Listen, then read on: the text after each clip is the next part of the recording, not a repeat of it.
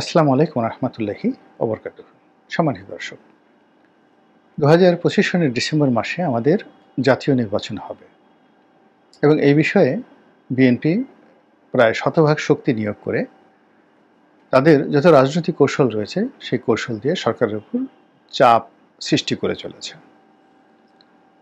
সরকার খুব দ্রুত নির্বাচন দেবে এরকম ইচ্ছা তাদের কখনোই ছিল না এবং এখনো পর্যন্ত কোনো সংকেত তাদের নেই যে তারা সত্যিকার অর্থে অনেস্টলি সৎভাবে একটি নির্বাচন দেবে এরকম কোনো লক্ষণ তাদের মধ্যে দেখা যাচ্ছে না। কিন্তু বিএনপির মতো একটা বড় রাজনৈতিক দলের সঙ্গে সংঘাতে জড়ানো এই মুহূর্তে সরকারের পক্ষে সম্ভব নয়। এজন্য বিএনপিকে শান্ত রাখতে, তাদের সঙ্গে আলোচনার পথ উন্মুক্ত রাখার জন্য বিএনপির যে দাবি, সেই দাবির প্রতি সহমর্মিতা জানিয়ে ডক্টর মোহাম্মদ ইউনূসের পক্ষ থেকে যেটা বলা হয়েছে যে হ্যাঁ, সেই ডিসেম্বরে নির্বাচন হতে পারে, আপনারা যদি চান তো নির্বাচন হবে। আর এটা শুনে বিএনপির যারা লোকজন রয়েছে তারা মহা খুশি এবং তারা বলার চেষ্টা করছে যে এই সরকার যদি এই নির্দিষ্ট সময়ের মধ্যে ডিসেম্বরের মধ্যে নির্বাচন করে তাহলে যেভাবে এই সরকার শপথ নিয়েছে এগুলো নিয়ে বিএনপি প্রশ্ন করবে না, বা এই সরকারের যে ত্রুটিগুলো রয়েছে, বিচ্যুতিগুলো রয়েছে, এগুলো নিয়ে বিএনপি প্রশ্ন করবে না। এর কারণ হলো এখন নির্বাচনের মাঠ যেভাবে টগবগিয়ে ফুটছে, তাতে করে নির্বাচনের শিডিউল ঘোষণা করার সঙ্গে সঙ্গে প্রায় সকল প্রশাসন থেকে শুরু করে সকল কিছু বিএনপির কর্তৃত্বে চলে যাবে এবং নির্বাচনের যে আবহাওয়া ডামাডোল অ্যাবসলিউটলি বিএনপির পক্ষে চলে যাবে। তখন ডক্টর মোহাম্মদ ইউনূস বা তার সরকারে যারা কর্তা ব্যক্তি রয়েছেন বা পাওয়ার ফ্যাক্টর রয়েছেন তারা কেউ বিএনপির পক্ষে মানে বিপক্ষে কোনো ক্রিয়া বা প্রতিক্রিয়া দেখাতে পারবে না। বিএনপি তার নিজের ব্যাপারে সিদ্ধান্ত নিতে পারবে, এটা বিএনপি খুব ভালো করে জানে। এই জন্য বিএনপি সেটা চেষ্টা করে যাচ্ছে। অন্যদিকে সরকার তার পরিণতি খুব ভালো করে বুঝতে পারছে যে তারা যদি কোনো অবস্থাতে ফেল করে, তাদেরকে যে তারা যেভাবে ক্ষমতা এসেছে এবং ইতিমধ্যে তারা যে সকল সঙ্গী সাথী জুটিয়ে ফেলেছে এবং ইতিমধ্যে তারা যে সকল কর্মকাণ্ড করে ফেলেছে, এ সকল কর্মকাণ্ডের কড়ায় গণ্ডায় যদি হিসাব নেওয়া হয়, চুলচেরা বিশ্লেষণ করা হয়, তাহলে এখন যারা আছে তাদের যে আগামী দিনের পরিণতি, সেই পরিণতিটা কতটা নির্মম, নিষ্ঠুর, ভয়াবহ অথবা জান্নাতের সুবাতাসের মতো বা জান্নাতি ফুলের মতো সুভাষময় হতে পারে, এটি তারা বোঝেন, চিন্তা করেন এবং ঘামান। আর এই ঘামানোর কারণে কি হচ্ছে, এমন কতগুলো বিষয় তারা তৈরি করে ফেলেছে যে বিষয়গুলো নিয়ে জনমত, যে বিষয়গুলো নিয়ে আমলাতন্ত্র, যে বিষয়গুলো নিয়ে বিচার বিভাগ এবং অনেকগুলো পক্ষ বিপক্ষ, দেশি বিদেশি সংস্থা নানা রকম প্রতিবন্ধকতা, তর্ক বিতর্ক শুরু করেছে এবং যা কিনা আলটিমেটলি ডিসেম্বরের নির্বাচনকে একেবারে শতভাগ অনিশ্চিত করে তুলেছে। যেমন ধরুন, অলনে ছাড়েন এই মুহূর্তে জাতিসংঘের মানবাধিকার কমিশন একটা রিপোর্ট দিল জুলাই আগস্ট বিপ্লব নিয়ে। তো সেখানে তারা সেই আগস্ট মাসের 5 তারিখ পর্যন্ত যে সকল কর্মকাণ্ড ঘটেছে তার জন্য শেখ হাসিনার প্রশাসন তাদেরকে দায়ী করেছে, আর 5 তারিখের পরে 15 তারিখ পর্যন্ত যে কিছু ঘটনা ঘটেছে স্পেসিফিক্যালি কাউকে দায়ী না করে সেই বিষয়গুলো যে উল্লেখ করেছে তা নিঃসন্দেহে ডক্টর মোহাম্মদ ইউনূসের সরকারের উপর একটা বিরাট মনস্তাত্ত্বিক চাপ বৃদ্ধি করে ফেলেছে। ছাত্ররা এবং সমন্বয়করা ইতিমধ্যে বেশ কয়েকটি রাজনৈতিক দল গঠন করার জন্য তারা সর্বোচ্চ চেষ্টা চালাচ্ছে এবং কোনো কোনো সমন্বয়ক তারা সেই উপদেষ্টা মণ্ডলীর যে উপদেষ্টা পরিষদ সেখান থেকে তারা পদত্যাগ করে এই রাজনীতিতে তারা অংশগ্রহণ করবেন এবং রাজনৈতিক দলের প্রধান হবেন বা কর্তা ব্যক্তি হবেন। তো বোঝার চেষ্টা করুন যে তারা যদি 1.5 বছর 2 বছর ক্ষমতায় থাকার একটা নিশ্চিত গ্যারান্টি, সেই গ্যারান্টি থেকে বের হয়ে রাজনীতির অঙ্গনে তারা তখনই আসছেন যখন এই যে তাদের উপদেষ্টা মণ্ডলীতে থাকা, তারপরে বর্তমান সুযোগ সুবিধা, এই সুযোগ সুবিধার চেয়ে আরও বড় সুযোগ সুবিধা বৃহত্তর পরিসরে তারা শতভাগ নিশ্চিত না হয়ে কোনো অবস্থাতেই রাজনীতিতে নামার মতো ঝুঁকি তারা নেয়নি। এর কারণ হলো আমরা এই অল্প সময়ের মধ্যে দেখেছি যে সমন্বয়, যাদেরকে আমরা অনেকে বাচ্চা বলি, তরুণ বলি, যুবক বলি, বা তাদেরকে তাচ্ছিল্য করার চেষ্টা করি, কিন্তু তাদের বুদ্ধিমত্তা, তাদের প্রজ্ঞা, তাদের চিন্তা চেতনা, তাদের কর্মেও, এমনকি তাদের দুষ্টুমি এবং সমন্বয়ক নাম পরিচয় ব্যবহার করে ইতিমধ্যে যারা বড় বড় অপকর্ম করেছে, তো সেই সকল কর্মকাণ্ডের কাছে প্রচলিত যারা রাজনীতির টাউট বাটপার, তারা রীতিমতো শিশু। যারা বড় বড় নেতা, তারা রীতিমতো টাসকি খেয়ে গেছে। এটা কী করে সম্ভব? সমন্বয়কদের সাথে যদি আপনারা কথা বলেন বা ঘনিষ্ঠ কেউ আত্মীয় স্বজন হন, আপনারা জানবেন যে বড় বড় রাজনৈতিক দলের, আমি নাম বললাম না, বড় বড় মানুষ এদেরকে টেলিফোন করে যে সকল অনুনয় বিনিময় করে, এদের অফিসে গিয়ে যে সকল বড় বড় রাজনৈতিক নেতারা বসে থাকে, এতে স্পষ্ট হয় যে এই মুহূর্তে তারা ক্ষমতার কোন পর্যায়ে রয়েছে। ফলে তাদেরকে এই ক্ষমতার একটা ব্যালেন্স পর্যায় থেকে বা ব্যালেন্স পর্যায়ে রেখে বিএনপি যদি স্বপ্ন দেখে যে ডিসেম্বর মাসে নির্বাচন হবে, আমার কাছে এটিকে যুক্তিযুক্ত মনে হচ্ছে না। আমার কাছে মনে হচ্ছে যে সমন্বয়ক সহ জামাত সহ জামাতের অন্যান্য যারা বন্ধু বান্ধব রয়েছেন, তারা যতক্ষণ পর্যন্ত তাদের শ্বাস প্রশ্বাস রয়েছে ততক্ষণ পর্যন্ত চেষ্টা করবেন সংস্কারগুলো সমাধান করার জন্য। আওয়ামী লীগের, আমি নেতিবাচক বললাম না বা কূটকৌশল বললাম না, আমি শুধুমাত্র পজিটিভই বললাম যে তারা শেষ নিঃশ্বাস পর্যন্ত সর্বোচ্চ চেষ্টা করবে আওয়ামী লীগের যে গুন্ডা পান্ডা রয়েছে, অভিযুক্ত ব্যক্তি রয়েছে, দুর্নীতিবাজ রয়েছে, অর্থদানব রয়েছে, লুটেরা রয়েছে, তাদের সবাইকে বিচারের আওতায় আনার জন্য। এটা তারা সর্বোচ্চ চেষ্টা করবে। This is one.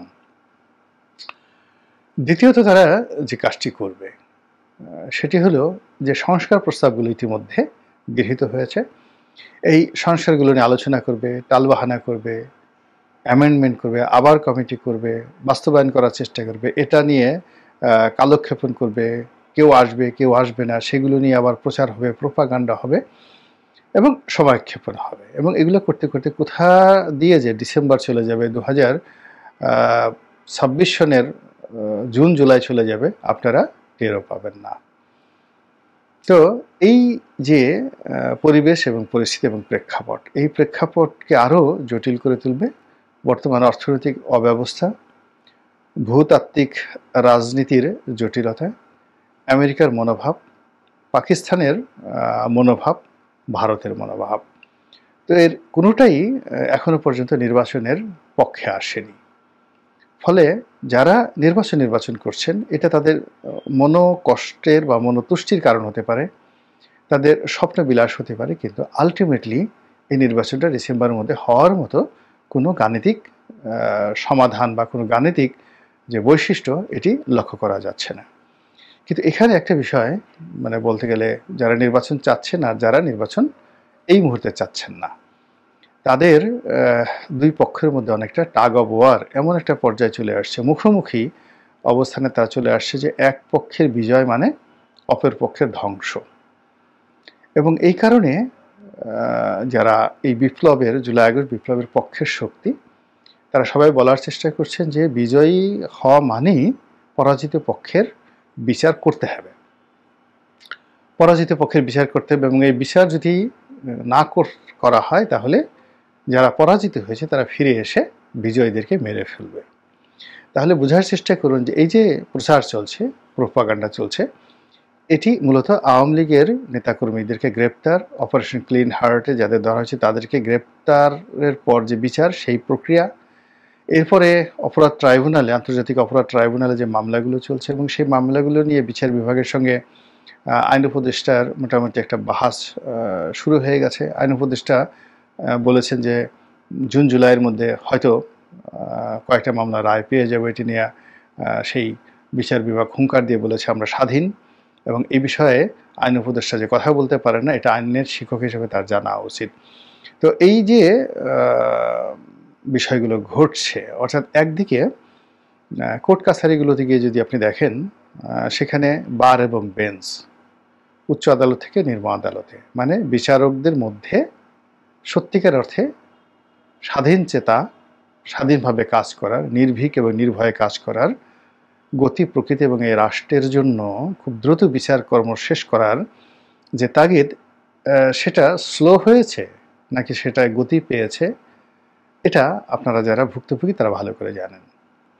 ২ নম্বর হলো বারে, অর্থাৎ উকালতিতে যারা জড়িত আছেন, পেশায় জড়িত আছেন, এখানে এই মুহূর্তে যা কিছু ঘটছে, বিএনপি এবং জামাতপন্থী যারা আইনজীবী রয়েছেন তাদের এই মুহূর্তে যে অবস্থান বা তাদের যে রমরমা ভাব, এবং পুরো আইন আদালত থেকে আওয়ামী লীগ এবং তাদের যারা সহযোগীরা যেভাবে বিতাড়িত হয়েছেন, তো সেই শূন্যতা দ্বারা একটা পরিপূর্ণ স্বাধীন বিচার ব্যবস্থা সম্ভব কিনা এটা আপনারা নিজেরাই ভালো করে বুঝতে পারবেন। এরপরে ধরুন এটা একটা সমস্যা, আমি একটা হোলের কথা বললাম বিচার বিভাগের। দ্বিতীয়ত হলো যে সচিবালয়ের মধ্যে একটা বিরাট আতঙ্ক কাজ করছে। এখানে অনেকের চাকরি যাচ্ছে, অনেকের চাকরি যাবে, অনেকে গ্রেপ্তার হচ্ছেন না, কিন্তু পুলিশে অনেকে গ্রেপ্তার হয়েছেন।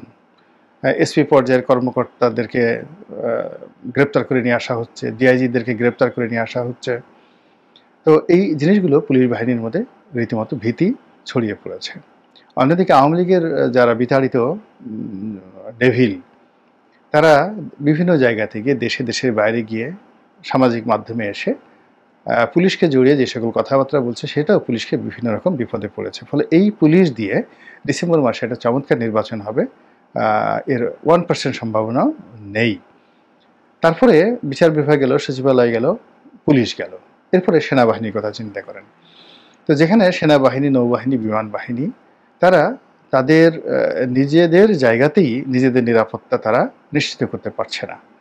নৌবাহিনীর সদর দপ্তরে বা নৌবাহিনীর যে চট্টগ্রামের যে অডিটোরিয়ামে, সেখানে একটা বিয়ের অনুষ্ঠানে আন্দোলনকারীরা ঢুকে গিয়ে মারধর করলো এবং নৌবাহিনীর সঙ্গে সংঘর্ষে জড়িয়ে পড়লো, এবং এখনও পর্যন্ত নৌবাহিনীর কর্তা ব্যক্তিরা এই সকল আন্দোলনকারীদের একটা পশম স্পর্শ করতে পারেনি। সেনাবাহিনীর লোকজন যেখানে যাচ্ছে, আন্দোলনকারীরা তাদেরকে ভুয়া ভুয়া বলে গালাগাল দিচ্ছে, এবং সেনা সদস্যরা সেখানে মাথা নিচু করে থাকছে বা সেখান থেকে ফিরে আসছে। তো এই জায়গাতে সেনাবাহিনী নির্বাচনের মাঠে নেমে একেবারে সবাইকে ভয় দেখাবে, সিল পিটাতে দেবে না, এই জিনিসটা গড়ে তুলতে আরও কয়েক বছর সময় লাগবে। আলটিমেটলি প্রত্যেকটি রাষ্ট্রীয় বাহিনী তাদের যে ব্যক্তিগত ইমেজ বা তাদের যে যাকে বলা হয় তাদেরকে ভয় পাওয়ার যে সংস্কৃতি, এটি আলটিমেটলি নষ্ট হয়ে গেছে বা নষ্ট করে ফেলেছে সবাই। তো এটাও নির্বাচনে যাওয়ার বা নির্বাচন হওয়ার জন্য একটা বিরাট ব্যাড সিগন্যাল। এরপর যদি অর্থনৈতিক অবস্থা ধরেন, সেই অর্থনৈতিক অবস্থা এখন চরম খারাপ অবস্থার মধ্যে। শুধুমাত্র গার্মেন্টসের এক্সপোর্ট কাগজে কলমে বেড়েছে, কিন্তু এটা আগের যে অর্ডারগুলো ছিল, আপনারা জানেন যে অলমোস্ট 2-3 বছরের অর্ডার থাকে, অ্যাডভান্স অর্ডার থাকে। তো সেই অ্যাডভান্স অর্ডারগুলো ব্যাকলগে পড়ে গিয়েছে, এবং সেই অর্ডারগুলো অনেক বড় বড় ফ্যাক্টরি বন্ধ হয়ে গেছে। ধরুন বেক্সিমকোর মতো ফ্যাক্টরি, তো বেক্সিমকোর মতো ফ্যাক্টরিতে ধরুন 200 লাইন বা 500 লাইন বা 1000 লাইন ছিল, 1000 লাইন। তো এক এক লাইনে যদি 60টি করে মেশিন থাকে, 1000 লাইনে 6000 মেশিন, প্রতি মেশিনে যদি গড়ে 3 জন করে ম্যান পাওয়ার থাকে, তাহলে 1000 লাইনে 3000 মেশিন, সরি 1000 মানে যদি 60টি করে মেশিন থাকে 60,000 মেশিন, এবং প্রতি মেশিনে যদি এই পরিমাণ লোক থাকে, তাহলে কত লোক কর্মহীন হয়ে পড়েছে এবং কত অর্ডার সেখানে মুক্ত হয়ে পড়েছে। এখন সেই অর্ডারগুলো মানে ব্যাংক এবং সেই যে প্রতিষ্ঠান বন্ধ হয়ে গেছে, তারা আরও দায় কমানোর জন্য ছোট ছোট গার্মেন্টস ফ্যাক্টরিতে তাদের যে কস্টিং প্রাইস, সেই কস্টিং প্রাইসের চেয়ে বেশি প্রাইস দিয়ে তারা সাবকন্ট্রাক্ট করাচ্ছে। তো সাবকন্ট্রাক্টের মার্কেট এখন খুব রমরমা, ছোট ছোট ফ্যাক্টরি চলছে, কিন্তু বড় বড় অনেক ফ্যাক্টরি বন্ধ হয়ে গেছে। কিন্তু যদি একটা স্টেবল পরিবেশ পরিস্থিতি না আসে, তাহলে নতুন করে এলসি আসবে না এবং ব্যাংকগুলো নতুন করে বিনিয়োগ করবে না। ফলে এই যে এখন গার্মেন্টস সেক্টরে যে হঠাৎ করে কিছু যাকে বলে এক্সপোর্টের পরিমাণ বেড়ে গেছে, এটা মূলত 2 বছর, 2.5 বছর বা 3 বছর আগের যে এলসিগুলো, এগুলোকে ব্লক এলসি বলে। এই ব্লক এলসির অ্যাগেনস্টে যে সকল মাল আমদানি করা ছিল, যে সকল অর্ডার হওয়ার কথা ছিল, সেগুলো এখন তড়িঘড়ি করে করার চেষ্টা করা হচ্ছে, কিন্তু এখানে কোনো ডেভেলপমেন্ট আসেনি। জুটের অবস্থা খুব খারাপ, অন্যান্য যে এক্সপোর্ট সেগুলোর অবস্থা খুব খারাপ, আমদানির অবস্থা আরও খারাপ, মানুষের আয় রোজগার, আয়কর দেওয়ার যে প্রবৃদ্ধি সেটাও নেতিবাচক। ফলে এই নেতিবাচক একটা অর্থনীতির মধ্যে গিয়ে প্রায় 1000 কোটি টাকা খরচ করে একটা জাতীয় নির্বাচন, আবার তার আগে যেটা স্থানীয় নির্বাচন, সেখানেও প্রায় কয়েক হাজার কোটি টাকা খরচ হয়ে যাবে। তো এই বিষয়গুলো, টাকার সংস্থান এখনো পর্যন্ত অর্থ মন্ত্রণালয় দেয়নি নির্বাচন কমিশনকে, আর নির্বাচন কমিশনে তার কত টাকা লাগবে সেটা এখনো পর্যন্ত বলেনি। অথচ ব্যালট পেপার ছাপানো, কাগজ, কালি, তারপরে ক্লোজ সার্কিট ক্যামেরা, এইগুলোর জন্য অ্যাটলিস্ট 6-7 মাসের তো পূর্ব প্রস্তুতি অবশ্যই তাদের দরকার আছে, এবং সঙ্গে সঙ্গে অনেকগুলো তারা ট্রেনিং করে, কীভাবে ভোট দিতে হবে, পোলিং এজেন্ট থেকে শুরু করে সবার একটা অন্ততপক্ষে 4-5 মাস আগের থেকে এই ধরনের কর্মকাণ্ড চলে। নির্বাচন কমিশন এই ধরনের কর্মকাণ্ড শুরু করেনি। এমনকি ডিলিমিটেশন, কিছু কিছু জায়গাতে ডিলিমিটেশন অর্থাৎ নির্বাচনী এলাকার যে সীমানা, এটা নির্ধারণের দরকার রয়েছে, সেটাও তারা শুরু করেনি। আর সবচেয়ে বড় ব্যাপার হলো সমন্বয়ক সরকার এবং যারা নির্বাচন চাচ্ছে বিএনপি, তারা সবাই মিলে একটা বিষয়ে একেবারে পয়েন্ট অফ নো রিটার্ন। সরকার যে কোনো মূল্যে জাতীয় নির্বাচনের আগে স্থানীয় নির্বাচন করে ফেলবে, আর বিএনপি যে কোনো মূল্যে জাতীয় নির্বাচনের আগে স্থানীয় নির্বাচন করতে দেবে না। এই বিষয়টিও এখন পর্যন্ত সেটেল হয়নি। তো এত আনসেটেলড ম্যাটারের মধ্যে যারা স্বপ্ন দেখছেন যে আমাদের ডিসেম্বর মাসে একটা নির্বাচন হবে, তারা স্বপ্ন দেখতে পারেন, কিন্তু আমার কাছে মনে হচ্ছে যে এই স্বপ্ন রীতিমতো দুঃস্বপ্নে পরিণত হবে। আল্লাহ ভালো জানেন। আল্লাহ আমাদের সবাইকে হেদায়েত দান করুন এবং হেফাজত করুন। আসসালামু আলাইকুম ওয়া রাহমাতুল্লাহি ওয়া বারাকাতুহু।